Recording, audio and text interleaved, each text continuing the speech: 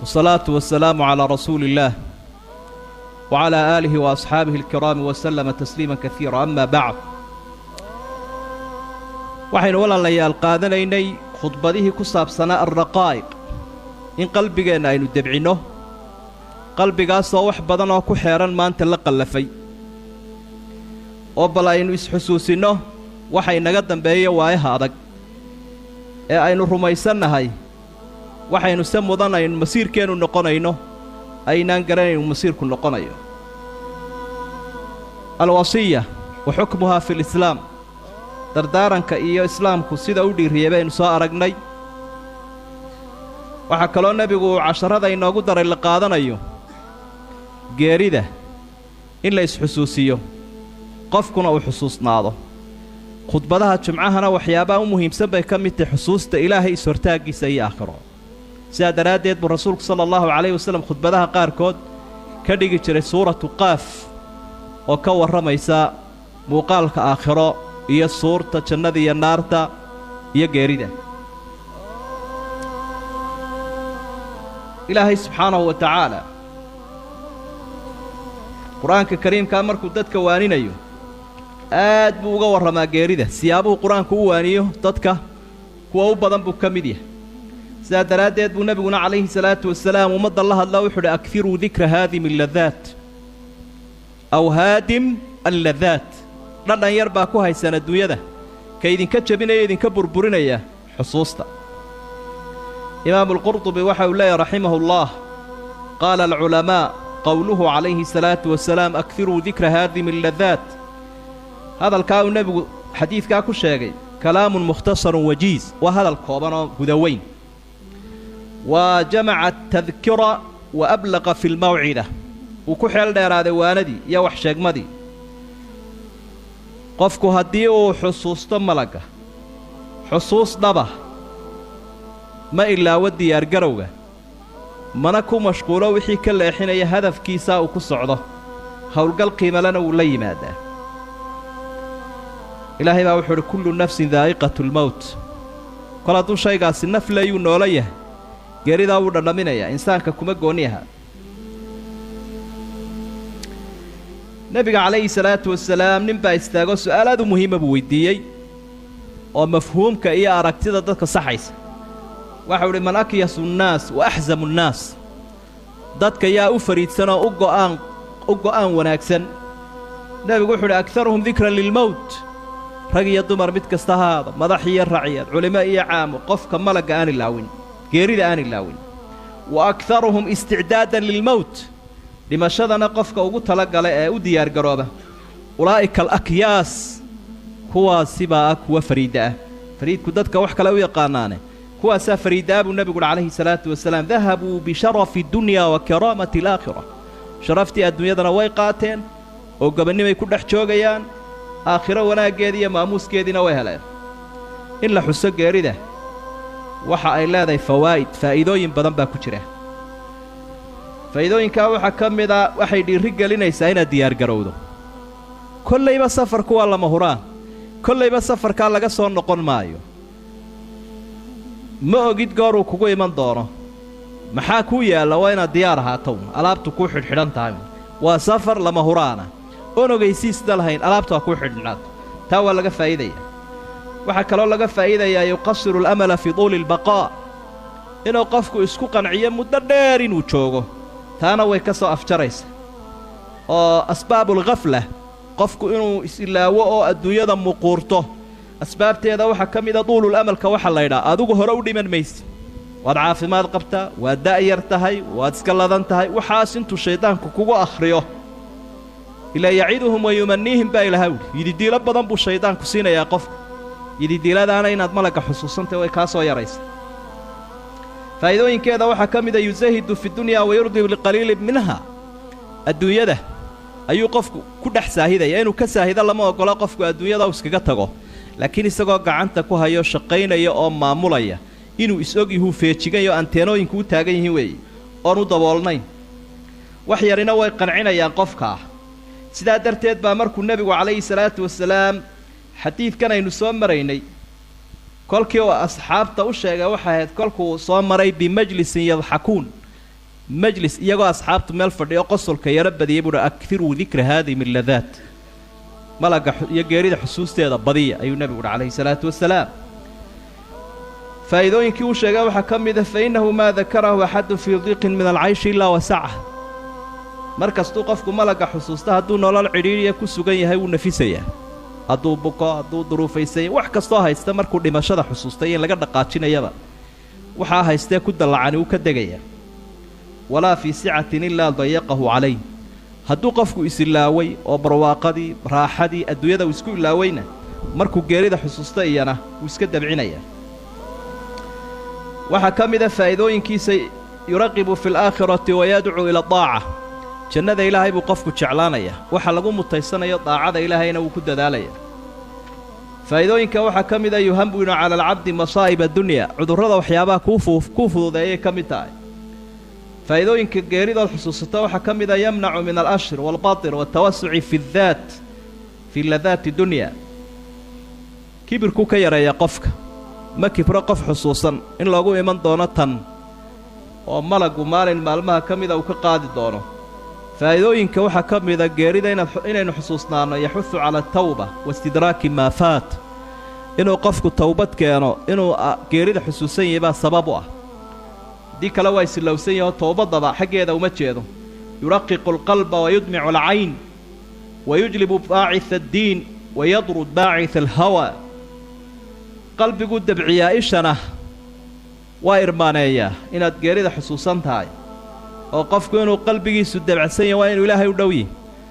qalbigiisu inuu qallalan yahayna waa inuu ilaahay ka fogyahay bay sheegaysaa fa inna abcada quluubi annaasi lirabbina alraxiimi qalbun qaasi qalbiga addoommaha ilaahay ka ugu foga waa ka qallalan ishii inay qoydaana oo ilaahay daraaddii maruun qofku u ilmeeyaana waa ragannimo weyn maadaamuu nebi moxamed calayhi salaatu wasalaam sidaa ahaa baacisu diini wa baacisu lhawaa baa jira wax diinta kuu kiciyo wax dunyada kugu kiciya waxyaabaha diinta kugu kiciya iyo daacada ayuu ka mid yahay tawaaduca ayuu badiyaa inuu addoonku ilaahay isu yareeyo waxa uu yareeyaa in geerida aynu xusuusannaa yadcuu ilaa silli sakhaa'im wa musaamaxati alakhwaani wa qabuuli acdaarihim inay dadku iscafiyaan oo ay isa saamaxaan oo naxliga iyo nacaybshiyaha dhexdooda ay saaraan ay isu cudurdaaraan inay dhimashadii iyo aakhiro iyo xisaabta xusuusan yihiin ayaa ka faa'iide ah haddii kale way isku sii taagnaanayaan nebi moxamed calayhi salaatu wasalaam ummadda taasuu ku beeray oo uu ku tarbiyeeyey asxaabtiisa isagoo hor fadhiya oo wuxu sheegaya dabcan markuu asxaabta la hadlaya ummaddoo dhan buu la hadlayaa wuxuu jeexay khad 4 gees oo isku xidhan khad dheerna sidaasuu uga dhex tallaabiyey waxau idhi kaa soo afjaree isku xidhani waa geeridii khadkaa dheere halkaa ka dhex baxayna waa amalkii iyo diidiiladii insaanka isagoo berri ama saadame ama bisha soo socota ku qoran safarka ayuu 10 sano iyo 20 sano ka fikirayaa wixii uu qaban lahaa markaa waa isma og ayaa warkiisuu yahay ummadda islaamku waxay ku ijmaaceen isku waafaqeen buu leeyahay imaam al-Qurtubi mufassirkaa weyni calaa anna al-mawta laysa lahu sinnun macluum da' mucayana oo lagu dhinto malagu geeridu ma laha da' la odhan karo 60 70 80 da'daasunbaa lagu dhintaa inta ka horraysa dhimasho male lama odhan karo walaa zamanun macluum wakhti macluumana ma leh marad macluumana ma leh cudur laydhaa cudurkaasunbaa loo dhintaa kan looma dhinta ma kala naqaan qofka waa laga yaabaa inay qodaxi disho waa laga yaabaa cudurro loo arko inuu dhaqso u dhimanayana inuu muddo dheer la noolaado wadaalika liyakuuna almar'u calaa uhbatin min daalika mustaciddan lidaalik xigmadda looga jeedaana waxa weeye loo qariyey qofku inuu diyaar iska ahaado in saalixiinta ka mid ah baa dhaqankiisu wuxuu ahaa habeenkii gelinka dambe intuu soo baxaa buu odhan jiray alraxiil war safarkiina wuu idin sugayaa safarkii esaadkiisa qaata iyo sahaydiisa oo ilaahay u cibaadaysta oo wakhtigan kaca markuu dhintay baa waxaa codkiisii waayey amiiruulmadiina ninkii magaalada ka madaxda ahaa waxa uu idhi xaggee buu ninkii tegey sow kan aamusay waxa la isaga laftiisii baa safray qad maata waa dhintay markaa ninkii baa 2 bayd oo shicir uu tiriyey amiirka ahaa waxau idhi maa zaala yalhaju bialraxiili wa dikrahu حتى أناخ ببابه الجمال فأسابه مستيقظا متشمرا ذا أهبة لم تلهه الآمال ninka isaga ahi waxa uu yiraahdo safarkii baa jiraba isaga laftiisii buu malagu awrka ku horfuray oo uu ku qaaday laakiin waxa uu malagu u yimi mustayqidan mutashamiran isagoo baraarugsan oo diyaar ah oo aanay diiladana mashquulsan isaga mashquulin waxa uu leeyahay imaamka layraa Tamimi rahimahullah shay'an qata'a ala ladhati dunya dadhanka adduunyada waa inay laba qofka ka yareeyaan ذكر الموت وذكر الموقف بين يدي الله تعالى geerida xusuusteeda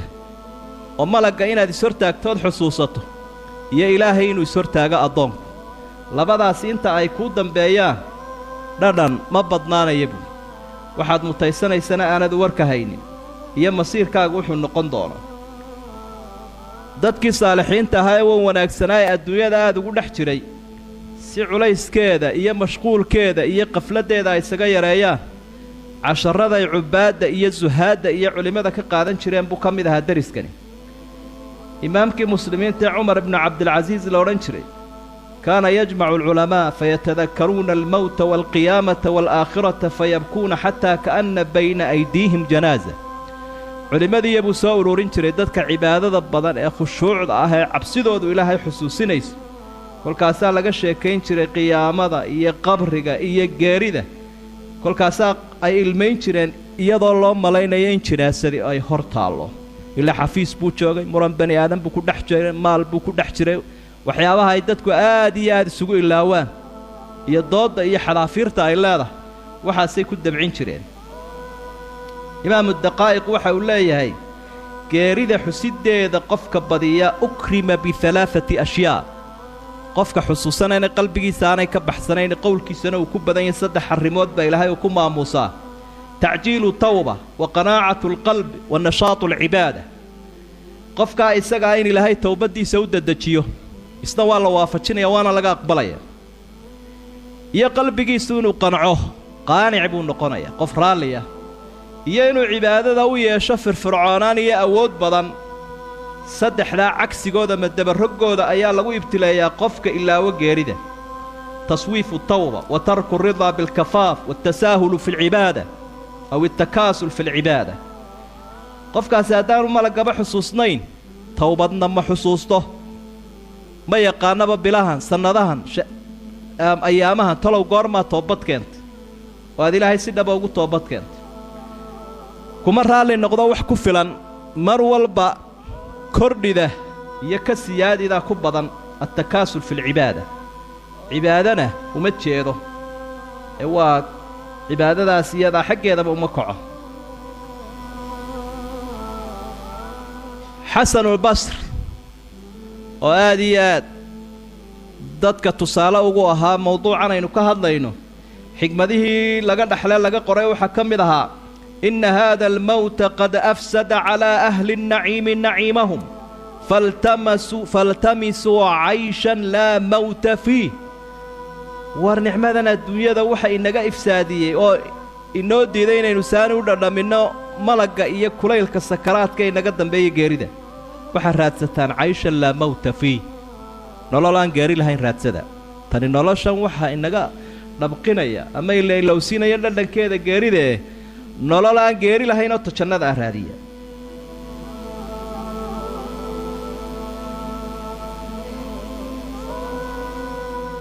علماء قاركود علماء التفسير waxay fasirayaan aayada suuratul qasas ku sugan 7 kuwa qisadii qaaruun baa ahaa nin kibrayo dhan walba u rido dhaqaale badan helay oo reer banu Israa'iil buu kamid ahaa marka waxa hogaamiyo haleeyay adduun badan oo haystay niman culimada waa qaar dadku way qaybsameen qolo waxay ilaahay kaasoo kale yaa naga dhiga kaasoo kale ee muujiye wixii alla u dhiibay de ku faanaya kaasoo kale yaa naga dhiga qoliyana way waaninayeen waxyaabaha ay ku waaninayeen waxa kamid ah wabtaqi fi ma aataaka Allahu ad-dar al-akhirah wala tansa nasibaka min ad-dunya wa ahsin kama ahsana Allahu ilayk waanadooda waxaa ka mid ahaa wuxuu ilaahay ku siiyey dunyada aakhiro ku raadso beertii aakhiro ka dhiga adduunyada oo si aad midhaha halkaa uga goosato walaa tansa nasiibaka min addunya aakhiro u shaqaysa bay idhaha calafkaaga adduunyadana ha ilaawin markaasay culimmada qaarkood ku fasireen walaa tansa nasiibaka min addunya nasiibkaaga aad adduunyada ka qaadaysa ha ilaawin hiya alkafan qudnu lkafan bay idhaha nasiibkaa adduunyada uu qofku ku leeya waa kafantay culimmada qaarkood ku fasireen wax allo waxa aad shaqaysay kafan baad ka qaadanaysaa taa ha ilaawin hadda taa waxaan qaadan may sida nasiibkaa aad ka qaadanaysaa waa kafanta hiya alqanaacatu laa tabqi biha badala fiiha alnaciimu wa fiiha raaxatu lbadani انظر لمن ملك الدنيا بأجمعها هل راح منها بغير القطن والكفن انت قوالا لهيدا الدنيا noocyadeeda kala duwan bal hadda waxaad eegtaa dadkii dhammaanteed milkiyey waxa ay kala tageen waxa uu ahaa in yaroo lagu duubay alasbaab albaacithatu calaa dikri almowt sababaha keena qofku inuu geerida xusuusto waxaa ka mid a haddaynu geerida xusuusanayno wuu inoo dhib yaraanayaa cibaadadu iyo culayskay leedahay wuu inoo dhib yaraanayaa bacadka aynu fadhinno qofku markuu si dhaba u xusuusan yahay waxa ka dambeeya bacadka uu fadhiyo 20 daqiiqo khudbadda uu dhagaysanaya ma dhibayso haddii dareenka geeridu uu ku weeyo aakhira si dhaba u xusuusanayo waxyaabaha dhib yareeya waxaa ka mid a ziyaaratul qubuur inaad xabaalaha soo booqato intoo dadkan iyo dunyadanba iskaga dhex baxdo caawa ama salaada hore ama fiidkii bal xabaalaha soo booqo ama kuwii saaxiibadaa ku jireen ama waalidkaaga ama ummadda islaamka nebiguna calayhi salaatu wasalaam wuxuu idhi xabaalaha booqda aakhira idin xusuusinaya waxaa ka mida dadka dhintay oo aad maydhidooda ka qayb qaadato siiba ehelkaaga waynu aragnaayo waxaad inay ku dhimanayaan qof dhintay hadday eegaan ama maydhaan way ka cararaanba wadaadkii qaxwaa qaadanaya u doona bay idhaahdaan ha maydhee islaantana islaantii aayad kursida taqaanay u doona bay idhaahdaan waxaad mooddaa inuu qabsanayo oo ay ka cararayaan qofkani siduu u qomboobay ee u qallafay ee u bakhtiyey waa inaad eegto oo adigu aad ka qayb qaadan karto maydhistiisa si aad ugu waana qaadato مشاهدة المحتضرين وهم يعانون سكرات الموت وتلقينهم الشهادة ضدك سكرات كائنات ايكت او ادول فريسط نفتي عغا كسو بخايس مسكا كسو بخايس قار كسرا كو هاداي دكدا كسي بوديس waa tawxiidka u laqinto bal in wax kugu korno jinaasada raacdood ku tukato adoo qabriga eegaya iyo qofkan dhintay oo aan muraadiye kale iyo wax kale oo inagu badan iska dhaafaya quraanka kariimkooda akhrida siiba aayadaha ka hadlaya geerida wajaat sakratul maut bil haqq dhalika ma kunta minhu tahid inaad eegta cirada iyo cudurka iyo dadka nolosha ka dhacay aafa ku dhacday daraadeed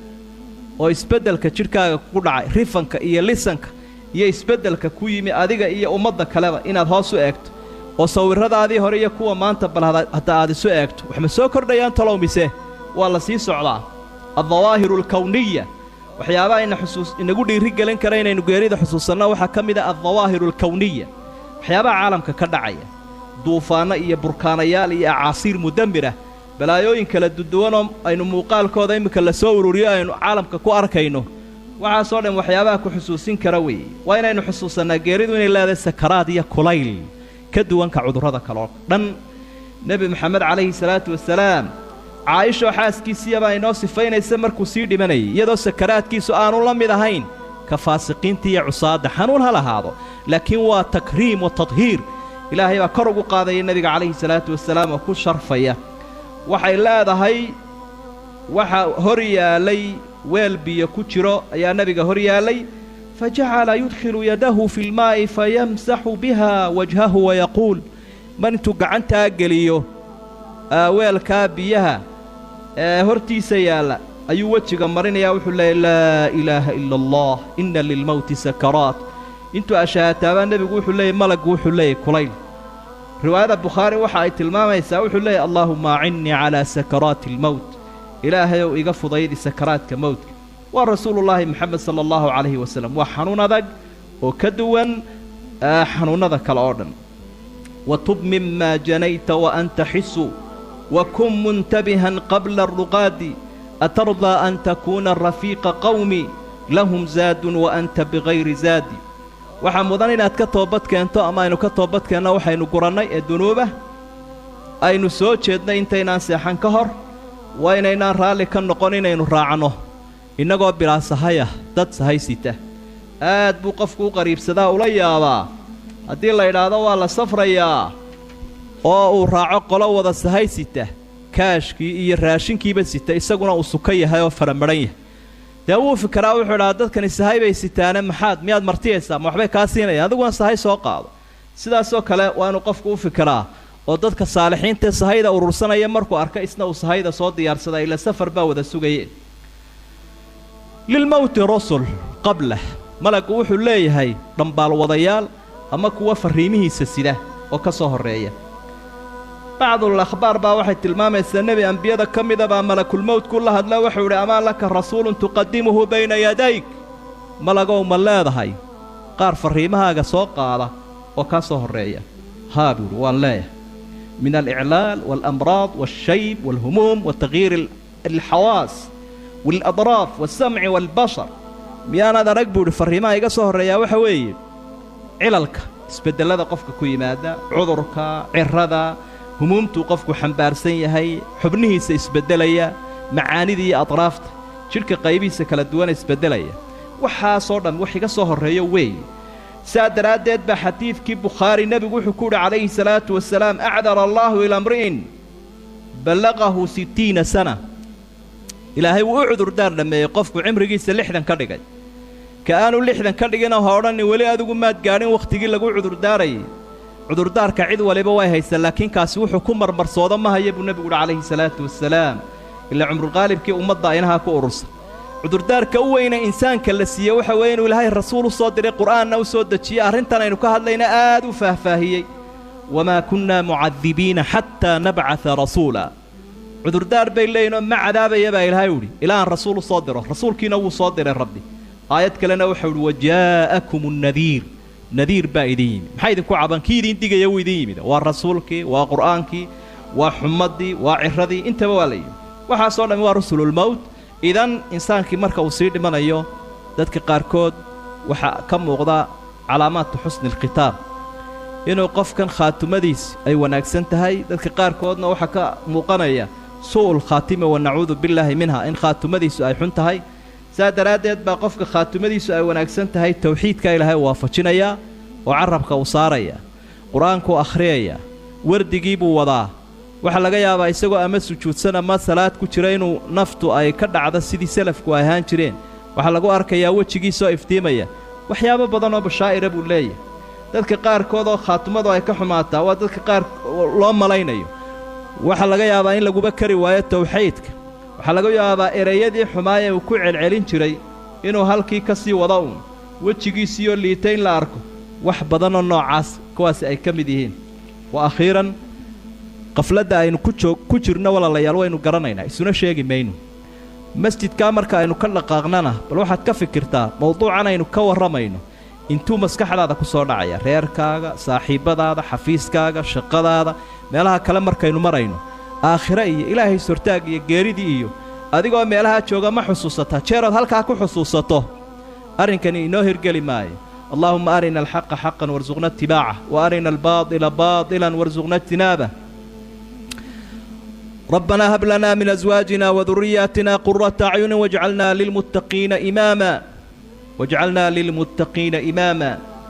اللهم انصر الإسلام والمسلمين وانصر المستضعفين في كل مكان يا أرحم الراحمين